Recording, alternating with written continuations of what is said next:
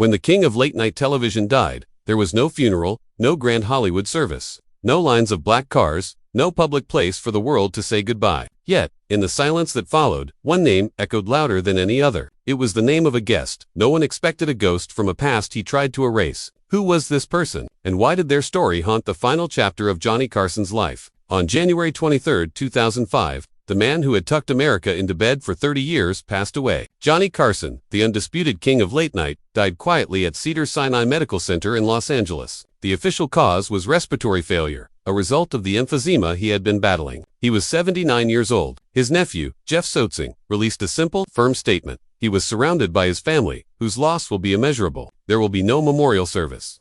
The decision was shocking but perfectly in character. For a man who lived in the public eye, performing for an audience of millions every night, Johnny Carson was intensely private. His friend and fellow host Dick Cavett once recalled how socially uncomfortable Carson was, how he would strain just to make small talk with a few fans outside the studio. Ed McMahon, his loyal sidekick for 3 decades, famously said, Johnny was comfortable in front of 20 million people and completely uncomfortable in front of 20. He was often described as the most private public man who ever lived. So in death he got the privacy he always craved. His body was cremated and the ashes were given to his wife, Alexis Moss. There would be no public gathering, no place for his famous friends and colleagues to share stories. The man whose final show was watched by an incredible 50 million people left this world with only a handful of witnesses. The world mourned in the only ways it could. Tributes poured in from the highest offices. President George W. Bush called him a steady and reassuring presence. Jay Leno, his successor on The Tonight Show, called him the gold standard. And David Letterman, the man Carson himself saw as his true heir, gave perhaps the most moving tribute, saying, "All of us who came after are pretenders. We will not see the likes of him again." Fans left flowers and notes on his star, on the Hollywood Walk of Fame, and at Johnny Carson Park across the street from the NBC studios where he had made magic for so long. But with no funeral, how could there be a guest? And in a life filled with thousands of acquaintances and a few powerful enemies, whose name whispered in the aftermath of his death would have truly shocked everyone. The answer lies not with who was present, but with who was absent for so long. The unexpected guest wasn't a person who showed up that day. It was the ghost of a friendship so deep and a betrayal so bitter that it defined the rest of both their lives. It was the story of the one person Johnny Carson could never, ever forgive. To understand the end, you have to go back to the beginning. Before she was a household name, Joan Rivers was a struggling comedian. By the early 1960s, she had been working for years in seedy clubs in New York's Greenwich Village, passing a hat that sometimes didn't even come back. She had slept in her car, worked temp jobs to pay the bills, and even got banned from the Jack Paar version of The Tonight Show after one appearance. She had auditioned for Johnny Carson's Tonight Show 7 times and failed every single time. By 1965, at just 31 years old, many in the industry were telling her that her career was already over. Then came the night of February 17, 1965. It was a mercy booking, something her manager arranged as a favor, because he also represented Bill Cosby. Rivers walked out onto that stage convinced it was her last shot. But something incredible happened. She later recalled, "It was one of those nights where everything goes right. The stars are in alignment. And the audience, we just connected."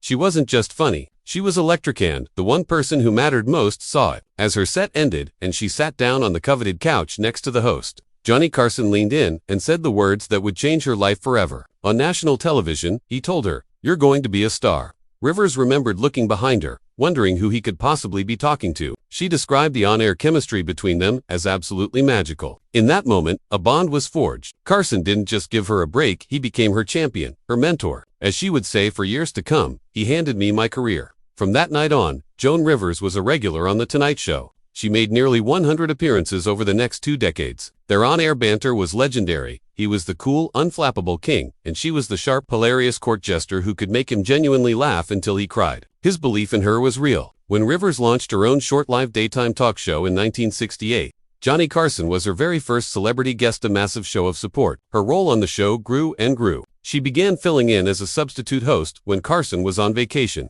and by 1983, she was officially named the show's permanent guest host. This was a position of immense trust. When Johnny was away, the keys to the kingdom were hers. She was, in the eyes of the public and the industry, the queen in waiting. Her loyalty to Carson was absolute. She later said she had received many offers to host her own program over the years, but always turned them down to stay with The Tonight Show. But here is the detail that changes everything. For all their on-air warmth, their relationship was almost entirely professional. It existed under the hot studio lights and in front of the cameras. Rivers herself wrote, Our friendship existed entirely on camera in front of America. And even then, during the commercial breaks, when the red light went off, we had nothing to say to each other.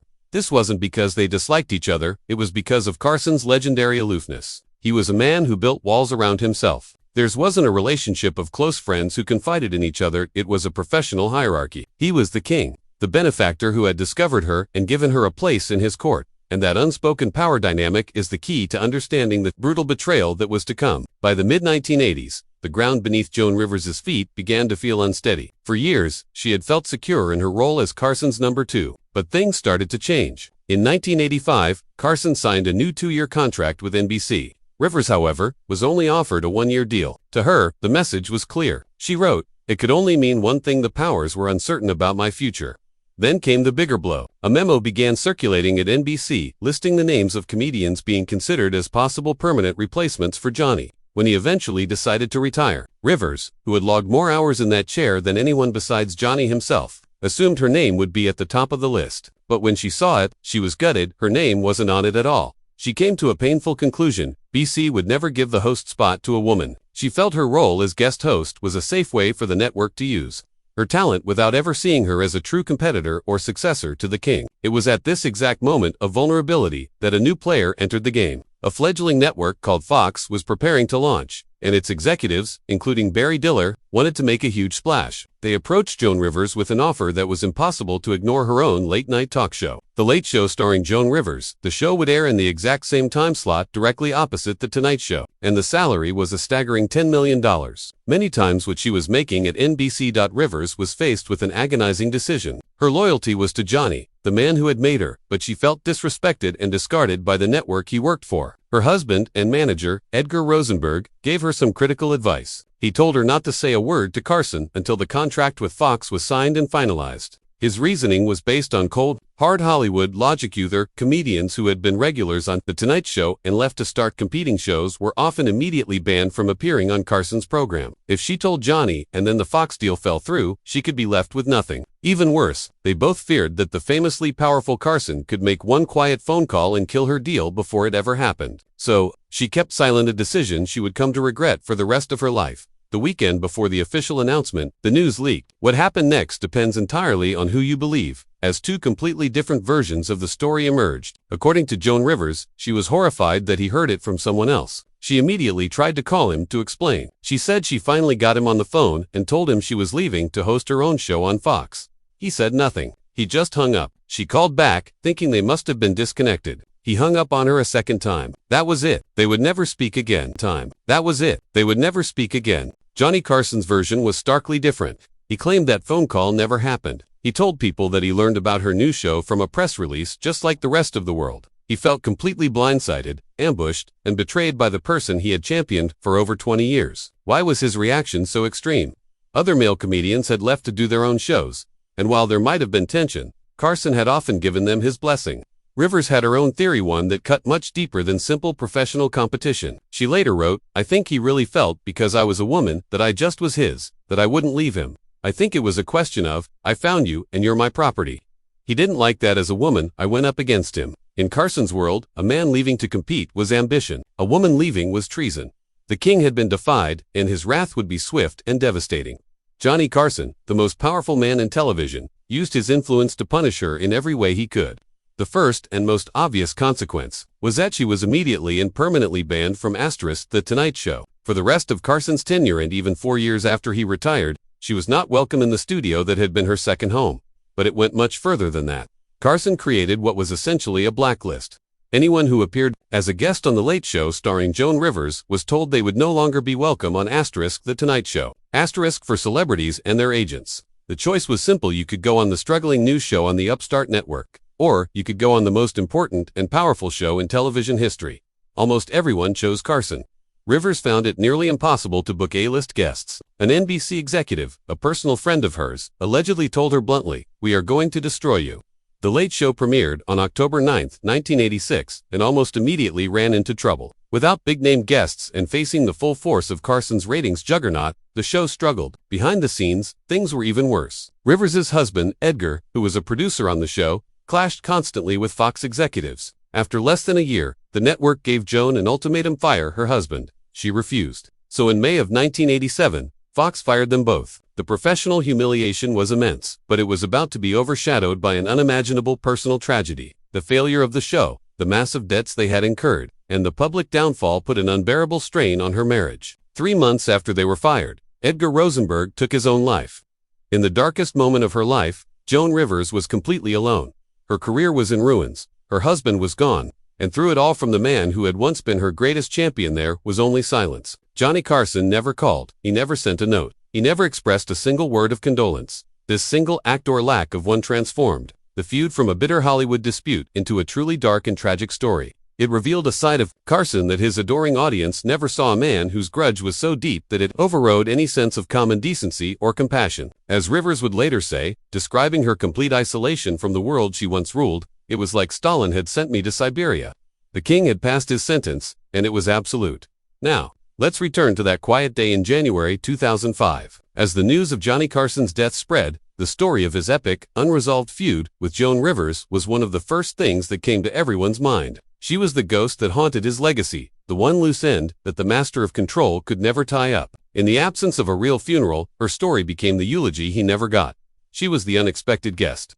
Her reaction to his passing was as complicated and raw as their history. There was no simple statement of grief.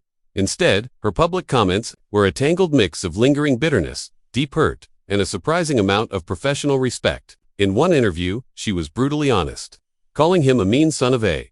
But in the very next breath, she would add that he was also the most brilliant straight man ever. Nobody touches him. The pain was still fresh, even after nearly 2 decades of silence. She didn't express regret for taking the Fox show, but she did mourn the opportunity for grace that Carson had thrown away. In an interview given shortly before her own death, she imagined a different ending to their story.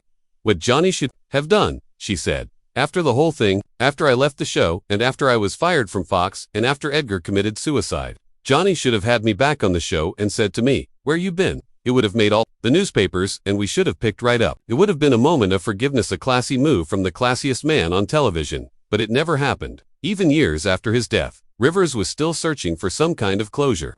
On an episode of her reality show, Joan and Melissa, Joan Knows Best, she visited the cemetery where Carson's ashes were interred. Standing before the simple plaque that marked Johnny Carson's final resting place, Joan Rivers was quiet for a long time. The cameras captured something rare, not the sharp-tongued comedian who could eviscerate a celebrity with a single punchline, but a woman revisiting the most painful wound of her career and perhaps of her life. She looked down at his name and said softly, "You could have called. You should have called." It wasn't anger anymore. It was sadness, the kind that lingers after decades. When all the shouting and pride have finally burned away, and only the ache remains. In that quiet moment, there was something like forgiveness, though it would never be spoken aloud. She didn't leave flowers or a letter. She just stood there, as if waiting for the conversation they never had, the one that might have healed them both. But the silence, like always, was Carson's final word. The story of Johnny Carson and Joan Rivers is one of the most complicated in entertainment history, a story of power, loyalty, ego, and heartbreak. Carson had built an empire, where his word was law, and in his world, defiance, especially from someone he had made, was unforgivable. Rivers, on the other hand, was a woman in a man's world, clawing her way toward independence at a time when doing so meant losing everything.